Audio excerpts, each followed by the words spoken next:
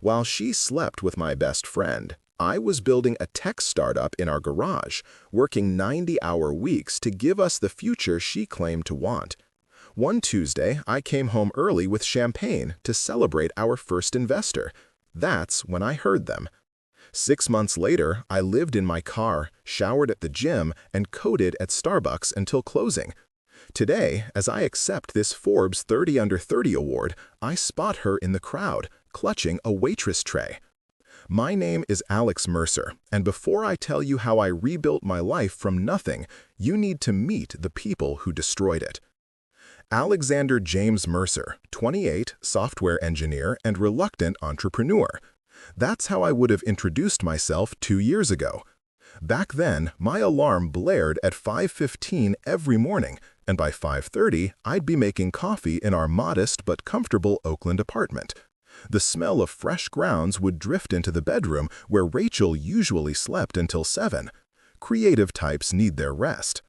She'd always say with that smile that made her nose crinkle just slightly.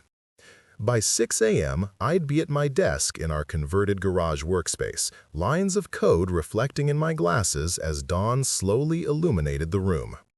HealthTrack, that was my baby, a healthcare app that could predict potential medical issues based on wearable data before symptoms appeared. Not revolutionary, perhaps, but potentially life-saving. My grandfather had died of a heart attack that his Fitbit data would have predicted 2 weeks earlier. That's what drove me. "You're obsessed," Rachel would say, wrapping her arms around me from behind when she'd bring me lunch. But it's sexy. Her strawberry blonde hair would fall across my screen as she'd kiss my neck, her perfume, something expensive with vanilla notes that she'd splurge on despite our tight budget, momentarily pulling me from my coding trance. We'd been together since sophomore year at Stanford. 6 years, the last 2 as husband and wife.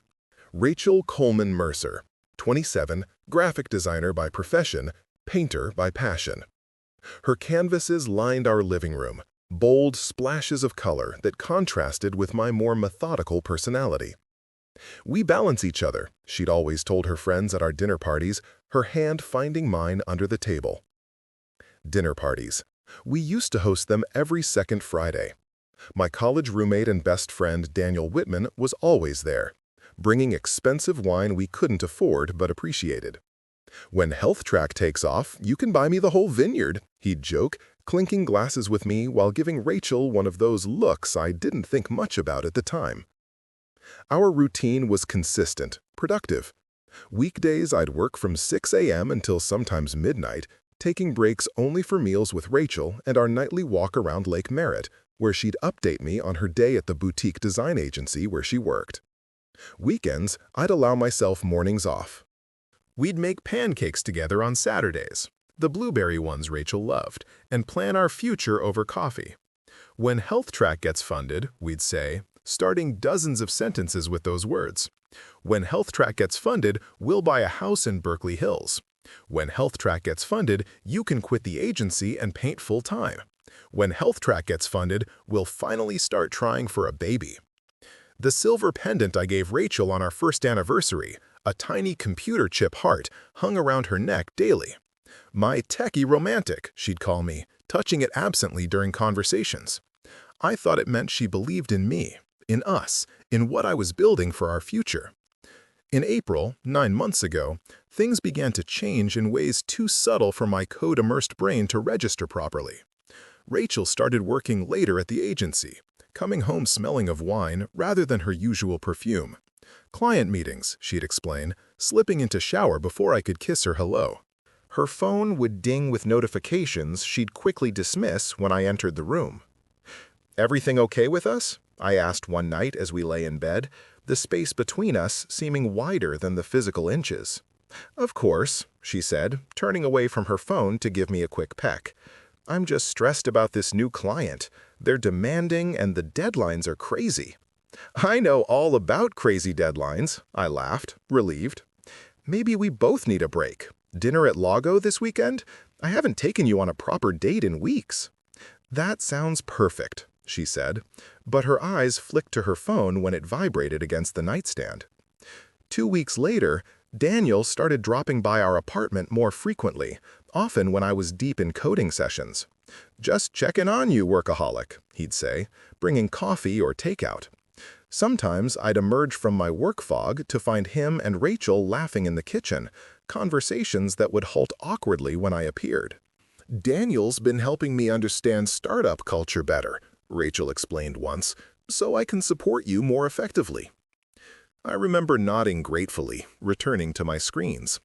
That silver pendant caught the light as she turned back to Daniel, who topped up her wine glass with the practiced ease of someone who'd done it many times before. The morning everything changed, I woke with unusual excitement. My phone had blown up overnight with emails from Sarah Seed Ventures. They wanted to meet, today. After 18 months of bootstrapping, eating ramen, and maxing out our credit cards, an actual venture capital firm wanted to see my prototype. This wasn't just any meeting. Sarah Seed specialized in healthcare technology and had recently closed a $200 million fund. I let Rachel sleep as I showered and dressed in my only suit, the navy blue one from our wedding. For once, I closed my laptop before noon and drove to the meeting in San Francisco, my hands shaking slightly on the steering wheel. 3 hours later, I sat in my car outside our apartment, staring at the signed preliminary term sheet offering $1.5 million in seed funding. Tears blurred my vision as I texted Rachel, "Coming home early, big news." I stopped at Whole Foods for champagne, Dom Perignon, a ridiculous splurge that for once we could actually afford. The apartment was quiet when I entered, though Rachel's car was outside. I was about to call out when I heard it, a laugh, her laugh, but different somehow, more abandoned than I'd heard in months. It came from our bedroom, followed by a lower sound, unmistakably male. The champagne bottle grew slick in my sweating palm as I moved down the hallway. Our bedroom door wasn't fully closed. Through the 3-inch gap, I saw clothing scattered across the floor. Rachel's agency dress, a man's button-down shirt I recognized immediately as Daniel's favorite blue Brooks Brothers. "He'll be coding all night as usual," I heard Rachel say breathlessly. "We have plenty of time." "You need to tell him soon," Daniel's voice replied. "This has been going on for months. I want us to be official." I know," Rachel sighed. "But you've seen how obsessed he is with this startup. It would destroy him to deal with this now.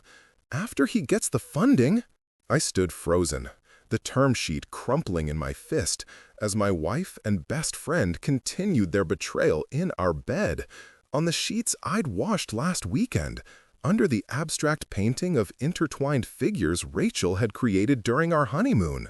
The silver pendant I'd given her lay discarded on the dresser, tossed aside like my trust, my marriage, my future, all replaced by whatever was happening on the other side of that partly open door.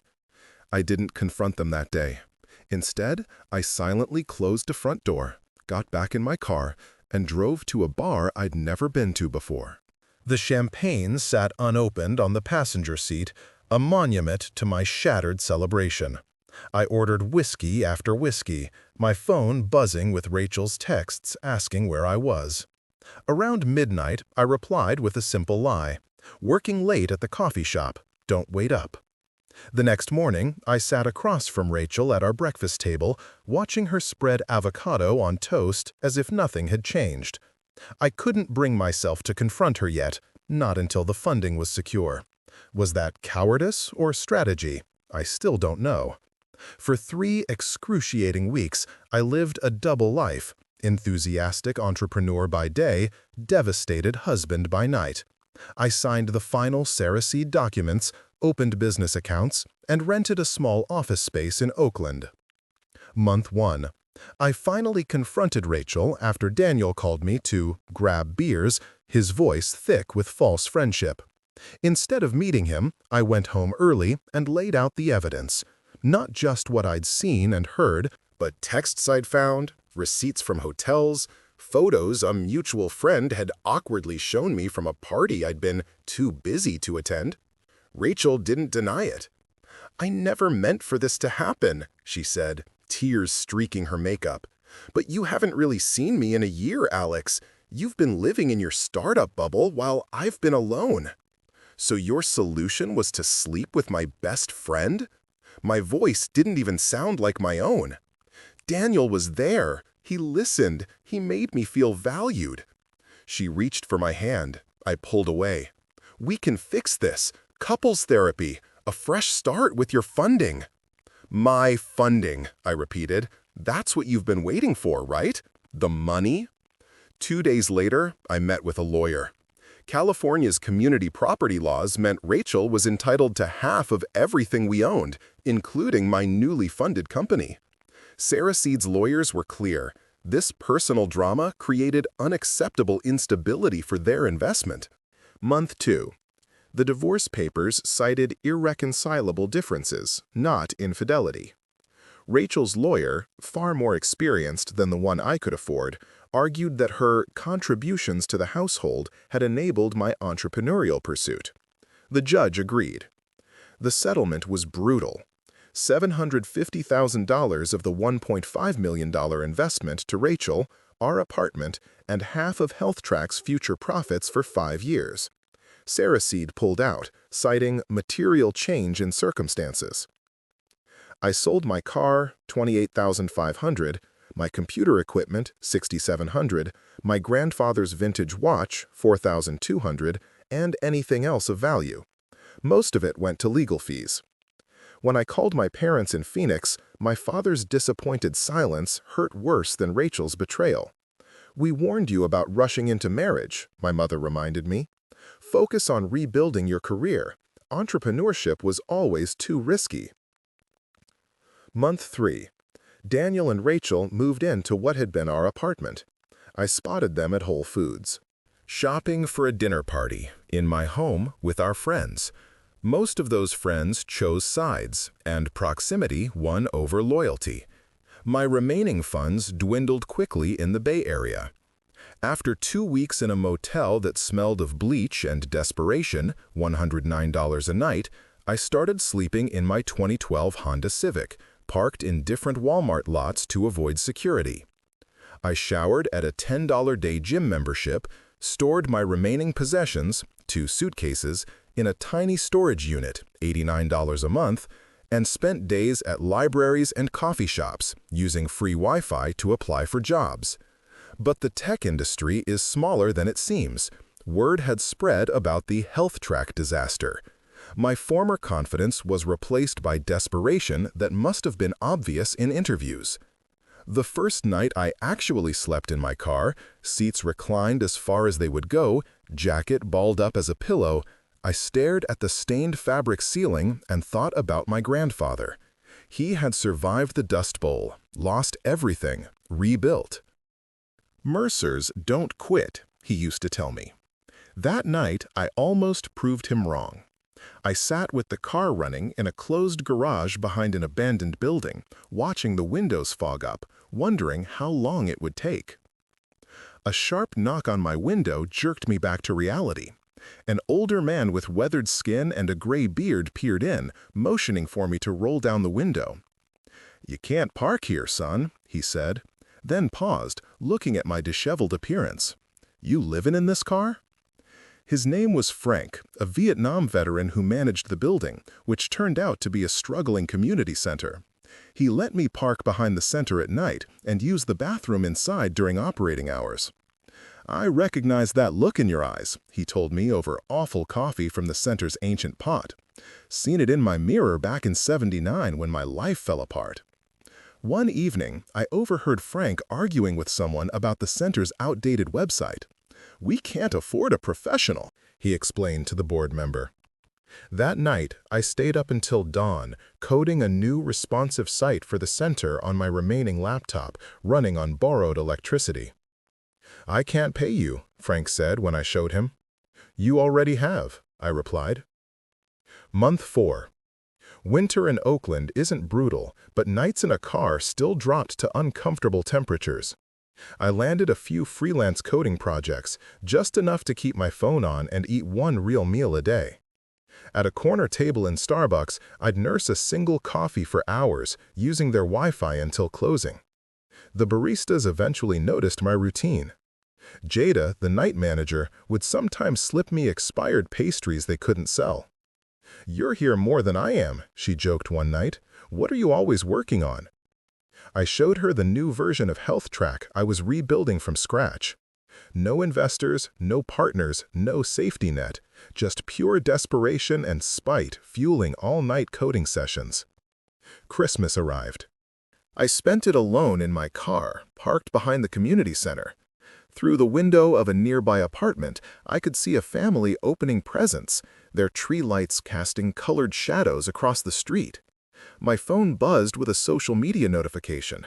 Rachel and Daniel were engaged, the diamond on her finger worth more than everything I now owned. The silver chip pendant was nowhere to be seen in the photo.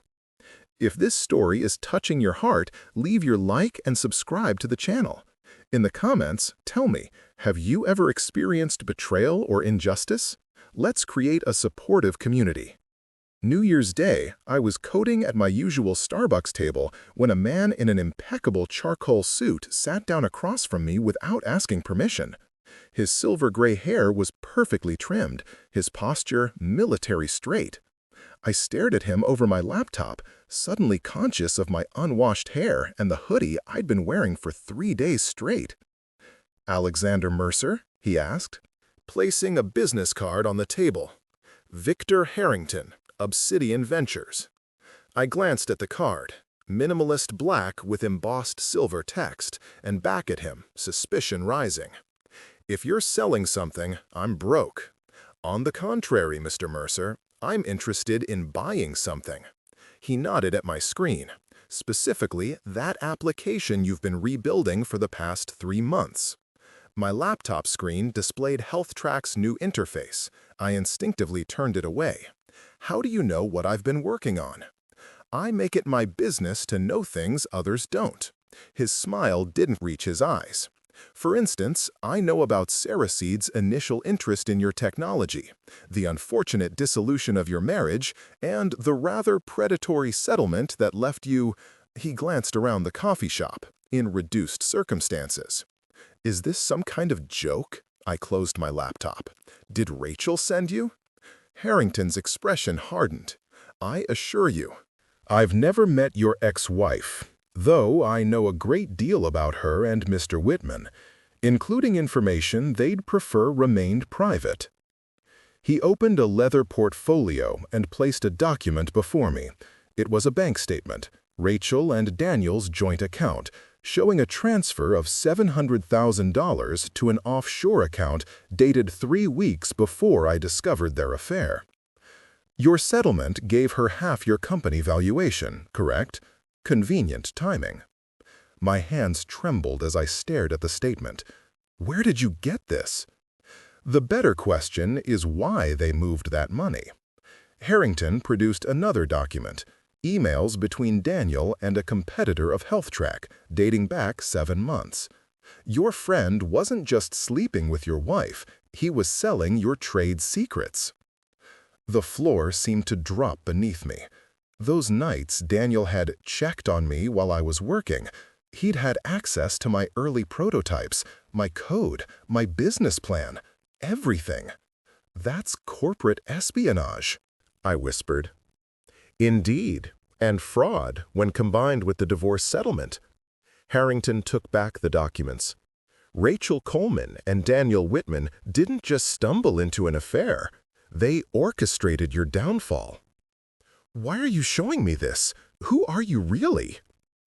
"Obsidian Ventures specializes in overlooked opportunities. Your former mentor, Professor Hiram Chen, brought your case to my attention. He was displeased by how events unfolded." "Professor Chen, my advisor at Stanford, who'd helped develop HealthTrack's initial algorithms. I hadn't spoken to him since the divorce, too ashamed of my failure." Harrington continued, "We've been monitoring your progress, rebuilding from scratch, improving the core functionality. Impressive, especially given your circumstances." He placed a sealed envelope on the table. Inside, you'll find a term sheet, $5 million seed funding, clean cap table, no connection to your previous company or its encumbrances. He raised a hand as I reached for it. But that's not all we're offering. From his portfolio, Harrington withdrew a USB drive. This contains everything you need to reclaim what was taken from you: financial records, communications, evidence of conspiracy and corporate espionage, enough to nullify your settlement agreement and pursue criminal charges. I stared at the small black device. Why would Obsidian care about my personal problems? We invest in people as much as technologies, Mr. Mercer. You've shown remarkable resilience and ingenuity, but you're hamstrung by this situation. Harrington leaned forward. Justice isn't just morally satisfying, it's good business. We want HealthTrack's full potential realized without parasites draining its resources. What's the catch? I asked, my voice hoarse. No catch, just conditions. First, we want controlling interest, 60% of the company. Second, you become the public face of HealthTrack. Media, conferences, the full CEO experience. And third, his expression turned grim. When you confront your ex-wife and former friend, it happens on our terms. No impulsive actions, no messy scenes. A carefully orchestrated reset. I looked around the Starbucks, the place that had been my office for months, then down at my worn-out sneakers and back to Harrington's immaculate appearance. The contrast couldn't have been starker. I need time to think, I said. Of course. Harrington stood, buttoning his suit jacket with practiced ease. You have 48 hours. The card has my direct line. He turned to leave, then paused. One last thing, Mr. Mercer. Professor Chen had a specific message for you. Remember the failed algorithms that led to breakthrough. It was Chen's favorite teaching moment, how his greatest discovery came after 3 years of failures. The message was clear. This was my breakthrough moment, if I had the courage to seize it. That night, parked behind the community center, I opened Harrington's envelope. The term sheet was exactly as described. $5 million, clean structure, favorable terms. But it was another document that kept me awake until dawn, a detailed dossier on Operation Extraction, revealing how Daniel had systematically targeted me, my company, and yes, my marriage, as part of a corporate espionage plan worth millions to HealthTrack's competitor. The next morning, I visited Professor Chen at Stanford. His office was unchanged, books stacked everywhere, whiteboards covered in equations, the faint smell of green tea. Victor Harrington is a shark, Chen said after I explained everything. But in this ocean, you need a shark on your side. Is he trustworthy? Define trustworthy, Chen smiled wryly. He keeps his word. His methods are sometimes questionable, but his results aren't. I'd be trading one controlling relationship for another, I mused. No, Chen's voice sharpened. You'd be trading victimhood for partnership. Rachel and Daniel saw you as a resource to exploit. Obsidian sees you as an investment to grow. I turned the USB drive over in my hand, feeling its weight, far heavier than its physical mass suggested. What would you do? I asked my mentor. Chen's expression softened. The Alexander Mercer I taught wouldn't just want his company back. He'd want to transform it into something those thieves could never have built. As the Stanford bell tower chimed noon, I made my decision. I wasn't just taking back what was stolen. I was claiming something greater. Justice, yes, but also purpose. A chance to build HealthTrack into the life-saving tool my grandfather never had. If this story surprised you with its twist, wait, because it's not over. Share this video with someone who needs to believe life can turn around. The next 6 months were a blur of activity. Obsidian Ventures didn't just provide funding. They deployed a team of legal, technical, and PR specialists to execute what Harrington called the resurrection strategy. I moved from my car to a modest apartment in Oakland, nothing flashy enough to attract attention. We kept my involvement with Obsidian carefully concealed while building the foundation for both my professional rebirth and the legal reckoning to come. Health Track 2.0, now rebranded as Vitality AI, took shape with remarkable speed. Professor Chen joined as Chief Science Officer, bringing 3 of his most brilliant graduate students with him. With adequate resources, the technology evolved beyond my original vision. Our predictive algorithms became more sophisticated, our interface more intuitive, our market potential vastly expanded. Meanwhile, Obsidian's legal team methodically built a case against Daniel, Rachel, and Tectonic Health, the competitor who'd purchased my stolen intellectual property. Their offshore accounts were traced. Their communications were recovered through methods I preferred not to know about. Witnesses, including a junior designer from Rachel's agency who'd known about the affair from the beginning, provided sworn statements. As Vitality AI prepared for its closed beta launch, Daniel and Rachel prepared for their wedding. They'd moved to a luxury condo in San Francisco's Pacific Heights, paid for with what I now knew was blood money. Rachel had opened her own design studio, while Daniel had been promoted to VP of Product at Tectonic. Their social media portrayed a perfect life built on the ruins of mine. Frank from the community center became our facilities manager. Jada from Starbucks joined as our office administrator. I made sure the people who'd shown kindness during my darkest days were part of this new chapter. Even my parents cautiously re-engaged, my father gradually replacing disappointment with tentative pride during our weekly calls. 3 weeks before Vitality AI's public launch, Harrington called me into Obsidian's sleek downtown offices. "It's time," he said simply.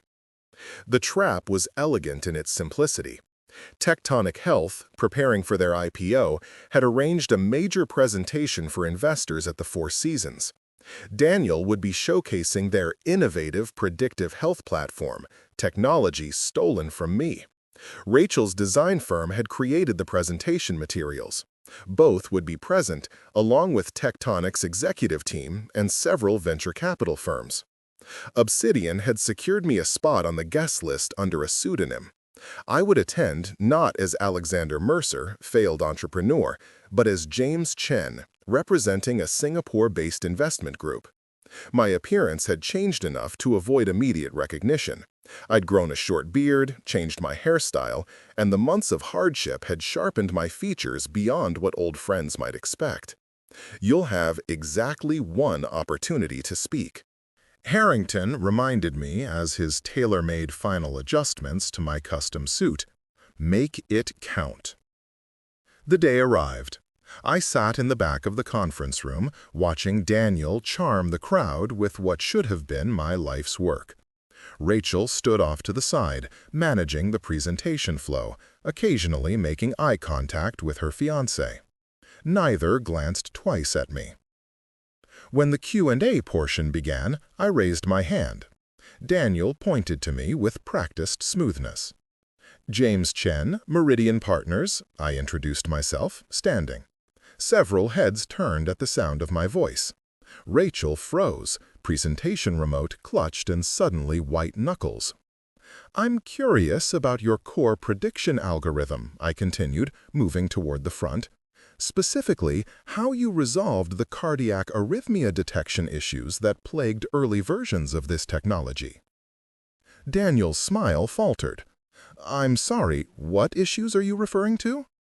"The ones documented in Alexander Mercer's original code comments from version 0.8.3. I was at the front now, turning to face the audience. Comments you apparently didn't remove when you stole his intellectual property." The room went deadly quiet. Daniel's face drained of color. "Security?" he called weakly. "That won't be necessary," said a new voice from the doorway. Harrington entered, followed by 2 federal agents and Obsidian's chief counsel. "The authorities are already here." What followed was controlled chaos. The federal agents announced they were investigating allegations of corporate espionage and wire fraud. Obsidian's counsel distributed documents to Tectonic's stunned legal team and executives. Investors began hurriedly leaving, phones already pressed to ears. Rachel pushed through the crowd toward me, recognition finally dawning. "Alex, what have you done?" "Nothing compared to what you did," I replied calmly. "I trusted you. Both of you." "You don't understand," she hissed, grabbing my arm. "Your startup was failing. Daniel saved us." "Saved you by stealing my work and manipulating our divorce settlement?" I gently removed her hand. "The offshore accounts aren't as hidden as you thought." Her face contorted between fear and anger. "We deserved compensation for all the years I supported you." "Miss Coleman," interrupted one of the federal agents, "please step back. We have some questions for you as well." Daniel approached, ashen-faced. "Alex, we can work something out. Whatever they're paying you—" "This isn't about money," I cut him off. "It's about consequences." As they were escorted from the room for questioning, I didn't feel the vindictive triumph I'd imagined. Instead, I felt something unexpected: freedom. The weight of betrayal that had crushed me for months was lifting. I wasn't defined by what they'd done to me anymore. 3 days later, Vitality AI launched to extraordinary media coverage. The corporate espionage story created a perfect PR storm, positioning us as the innovative underdogs fighting against corporate theft. Our waitlist grew to 200,000 users in 48 hours. Tectonic's IPO was postponed indefinitely as investors fled and executives resigned. The legal consequences came swiftly. Daniel faced federal charges for corporate espionage and wire fraud. Rachel wasn't charged criminally but was named in multiple civil suits. Their assets were frozen. The settlement that had stripped me of everything was invalidated by the court due to fraud. 1 month after the confrontation, I received a letter from Rachel. No apologies, just practical matters about returning some personal items she'd kept. At the bottom, a postscript: "I still have that silver chip pendant you gave me. Do you want it back?" I wrote a single line in response: "Keep it, as a reminder that what we build matters less than how we build it." That evening, I met Frank at the community center that had sheltered me at my lowest. We'd established a foundation to renovate the facility and fund its programs for the next decade. As we toured the space that would soon help hundreds of others facing their own rock bottom, Frank clasped my shoulder. "When you showed up here living in that car, I thought you were just another broken man," he said. "Now look at you." "I was broken," I admitted. But that's not the end of the story. 18 months later, I stand in the wings of the Forbes 30 Under 30 Summit, adjusting my tie as the announcer reads my introduction. In the audience sits Catherine, my wife of 3 months, a brilliant neurologist who first approached me about using Vitality AI in her clinical practice. We met during a medical technology conference where she challenged my algorithms with real-world medical questions no investor had thought to ask. The journey from sleeping in my car to this stage has been documented in business journals and tech blogs, but the headlines only capture the external transformation. The internal one has been far more profound. Today, Vitality AI employs 87 people, including several who experienced homelessness. Our offices include shower facilities, a full kitchen, and flexible working arrangements that acknowledge life's unpredictability. We've secured $30 million in Series B funding at a $120 million valuation, while maintaining my 30% ownership stake, less control than I once had, but with partners who value creation over extraction. Professor Chen serves as our chairman, having eventually retired from Stanford to focus on what he calls the most important work of my career. Frank runs our community outreach program, which has helped establish 5 technology training centers in underserved neighborhoods. Jada completed her business degree and now manages our operations team. Daniel Whitman served 8 months in federal prison before accepting a plea deal that included testimony against Tectonic executives. He now works at a small web development shop in Portland, his reputation in Silicon Valley permanently tarnished. Rachel's design studio folded under the weight of civil litigation costs. Last I heard, she's waiting tables at an upscale restaurant in San Francisco while trying to rebuild her portfolio. Her engagement to Daniel ended shortly after their assets were frozen. As for my parents, they've become Vitality AI's most enthusiastic ambassadors. My father proudly wearing our branded merchandise around his retirement community in Phoenix. "My son saved a life yesterday," he tells anyone who will listen, referring to our app's growing list of early interventions that prevented serious medical events. The silver chip pendant that once symbolized my failed marriage now rests in a small box in my desk drawer, not as a reminder of betrayal, but of how easily we can mistake superficial connections for genuine ones. Catherine wears no such trinket. Instead, we share something more substantial, a commitment to building something meaningful together, whether in life or work. Scanning the audience, I spot Rachel near the back, notepad in hand. She's covering the event for a local lifestyle blog, a significant step down from her previous career, but a start in rebuilding. Our eyes meet briefly, and I give her a small nod. Not forgiveness, exactly, but acknowledgement that her actions no longer have power over me. Sometimes we need to lose everything to discover what we're truly capable of. I begin my acceptance speech. 2 years ago, I was coding in coffee shops by day and sleeping in my car by night, watching a stolen version of my work make millions for someone else. The audience grows quiet, drawn into the contrast between that image and the confident entrepreneur before them. But that experience taught me something essential. Resilience isn't about never falling. It's about what you do when you're on the ground. It's about who helps you up and who you choose to help in return. I go on to describe Vitality AI's mission, not just predicting health issues, but making preventative care accessible to populations typically overlooked by the healthcare system.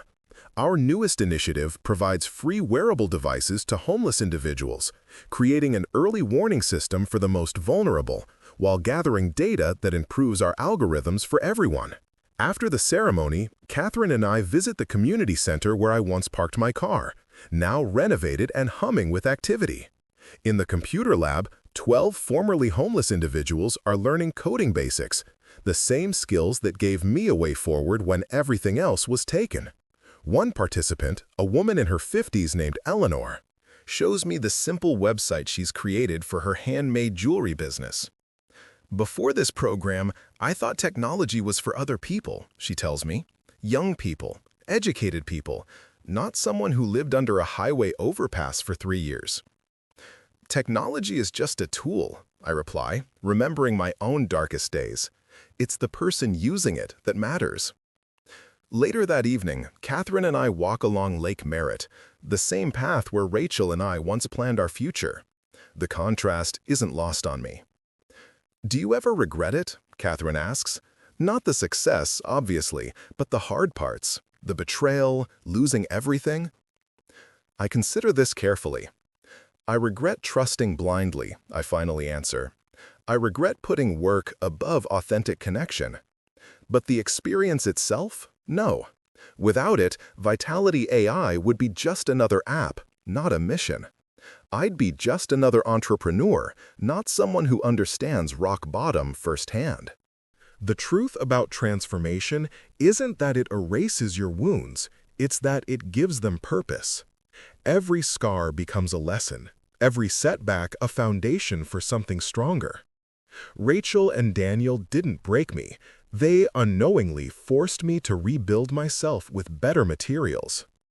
Trust, I've learned, isn't about blind faith, but about aligned values demonstrated through consistent actions. Success isn't measured in valuations, but in lives changed, including my own. And justice isn't always about punishment. Sometimes it's simply about creating something so meaningful that the theft of your past becomes irrelevant to your future. To anyone facing their own betrayal, their own rock bottom, I would say this: Your lowest moment doesn't define you unless you allow it to be your final chapter. The same determination that helped you build what was taken can help you build something even more valuable. And the people who stand by you when you have nothing to offer but gratitude are the ones who deserve a place in whatever you build next. Tonight, as Catherine and I walk hand in hand beneath Oakland's city lights, I'm struck by how differently everything turned out than I once planned. The path I thought was a devastating detour turned out to be the most direct route to where I needed to be. Not just professionally successful, but personally grounded in what matters.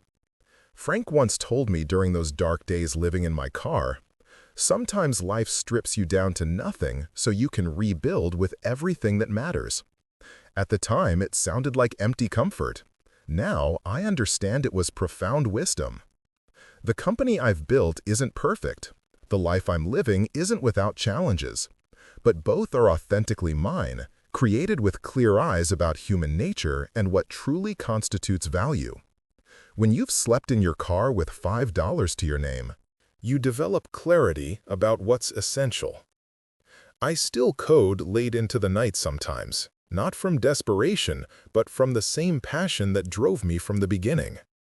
Catherine understands this in a way Rachel never could, because she has her own mission that sometimes keeps her at the hospital past midnight. We don't just tolerate each other's dedication, we respect it, because we've both seen how it serves something beyond ourselves. The silver chip pendant may remain in my drawer, but the lesson it represents is embedded in everything I do now. True connection can't be symbolized by trinkets or measured in shared addresses. It's found in who stands beside you when the symbols and addresses are gone. To those watching this who are currently at their lowest point, living in cars, betrayed by those you trusted, watching others profit from your ideas or labor, I can only say this: your story isn't over. Rock bottom is not your final destination unless you decide to build your home there. There are people who will help you, opportunities that will emerge, strength within you that can only be discovered when everything external has been stripped away. The most valuable thing I lost wasn't my company, my marriage, or my financial security. It was the illusion that any of those things defined me. In losing everything, I found something far more precious: the knowledge that I am not what I own, who loves me, or what appears on my business card. I am what I build, how I treat others, and who I choose to become after failure. That knowledge can never be stolen, divorced, or bankrupted. It is the true foundation upon which everything else now stands. If this story touched your soul, if you believe justice exists and that we can rise from the ashes, leave your like, subscribe to the channel, and turn on notifications. In the comments, share your own story of overcoming adversity. Let's support each other. Share this video with someone going through a difficult time. Remember, your story isn't over yet, and the best chapters may be still to come. We have 2 incredible stories appearing on screen now. Choose one to continue this journey of hope. Until next time, and may you find your own victorious turning point. God bless you.